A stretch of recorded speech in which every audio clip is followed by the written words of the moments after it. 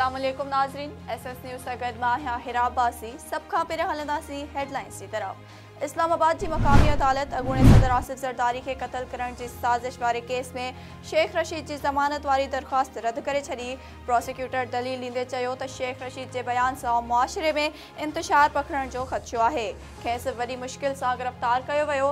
जेकॾहिं ज़मानत मिली त हू भॼी वेंदो। इस्लामाबाद हाई कोर्ट तहरीक इंसाफ के चेयरमैन इमरान खान की मुबैना धीअ टहरियान खे लिकाइण ते नाअहलीअ वारे केस की ॿुधणीअ लाइ लार्जर बेंच जोड़े छॾी। चीफ जस्टिस आमिर फारूक की सरबराहीअ में 3 रुकनी लार्जर बेंच 9 फरवरी ते इमरान खान की नाअहली केस की ॿुधणी कंदी। अॻूणे सदर जनरल परवेज़ मुशर्रफ की जनाज़े नमाज़ कराची में अदा कई वई। जनाज़े नमाज़ में joint chiefs of staff committee अॻूणनि फौजी सरबराहनि ऐं सियासतदाननि शिरकत कई। तालीम खाते पारां हार्ड एरियाज़ ऐं सॉफ्ट एरियाज़ जे बुनियाद ते उम्मीदवारनि खे नज़रअंदाज करण ख़िलाफ़ सिंध हाई कोर्ट में दरख़्वास्त दाख़िल।